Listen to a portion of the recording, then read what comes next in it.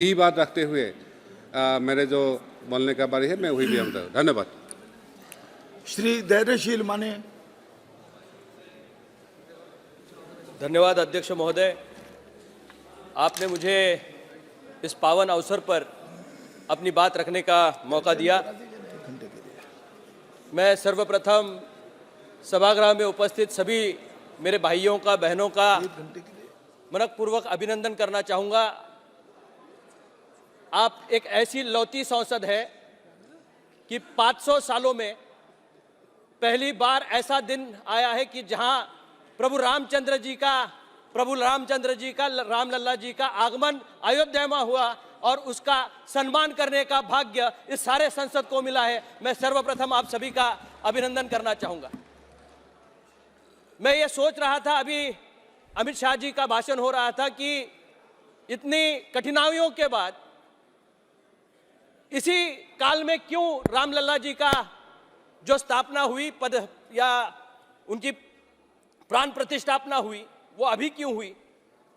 तो निश्चित रूप से मुझे ये महसूस हुआ कि किनके हाथों से, कर कमलों से ये प्राण प्रतिष्ठापना हो, ये जनता ने नहीं तय किया, किसी कोर्ट ने नहीं तय किया, ये प्रभु रामचंद्र जी ने तय किया था कि उनके किनके कर कमलों से ये स्थापना हो।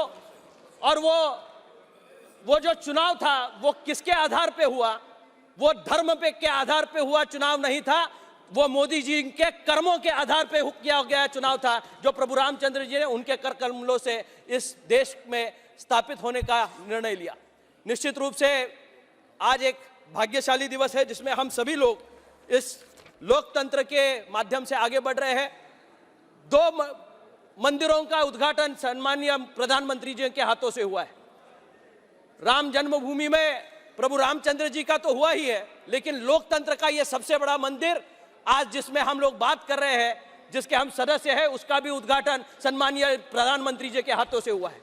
ये इतिहास में लिखा जाएगा। जो भी सदस्य इस सभागृह में है वो एक ऐतिहासिक क्षण में यहाँ है जहाँ देश भर में बहुत सारे ऐसे प्रासंगिक चीजें हो गई होंगी, लेकिन ये ऐसा प्रसंग है कि जिसमें इतिहास में स्थान मिलने वाला है।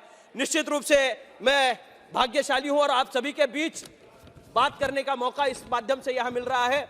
माननीय अध्यक्ष जी, मैं एक राजनीतिक परिवार से आता हूं। मेरे दादाजी भी इस संसद के सदस्य थे।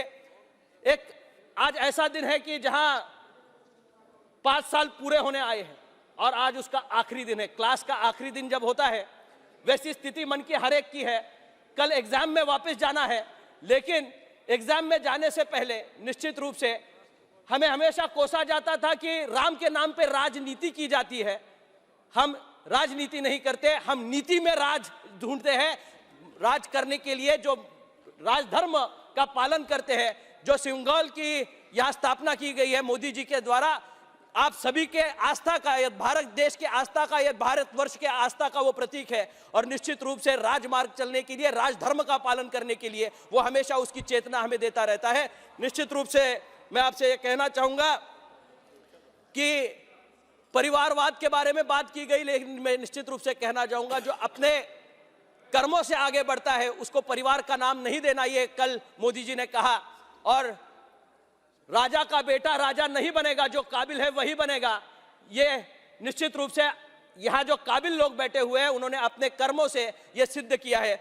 आज मैं कुछ चीज़ों के साथ मैं अपनी वाणी को विराम देते हुए ये कहना चाहूँगा, बहुत सारे लोगों को राम नहीं दिखता है, राम झूठे हैं, राम थे ही नहीं, ऐसा एफिडेविट करके कुछ लोगों ने यहाँ लिखा दिया था। लेकिन हमें तो राम दिखता है, लेकिन कहाँ दिखता है मैं उनको जवाब देना चाहूंगा। कन कन में हमें राम नजर आता है। बचती धुएं से जो उज्ज्वला माता, कन कन में हमें राम नजर आता है। गरीब का जनधन में खुला खाता, कन कन में हमें राम नजर आता। सर्व शिक्षा से बच्चा जो स्कूल जाता, कन कन में राम हमें नजर आता। जो किसान सम्मान का बीज बोता, कन कन में हमें राम नजर आता। युवा स्वयं रोजगार मुद्रा से पाता, कन कन में हमें राम नजर आता। आयुष्मान से चिरायु निर्धन होता, कन कन में हमें राम नजर आता। ग्राम जल जीवन का स्वच्छ जल पीता, कण कण में हमें राम नजर आता, हर कण में हमें राम नजर, हर दौर में यह नजर आया है। पूर्व में था, आज भी है और कल भी। राम राज्य का स्थापना करने के लिए जो मोदी जी ने हमें दिशा दिखाई है, निश्चित रूप से राम के चरणों को स्पर्श करते हुए निश्चित रूप से वो मार्ग पे चलने का उसके समस्त नागरिकों को सामाजिक, आर्थिक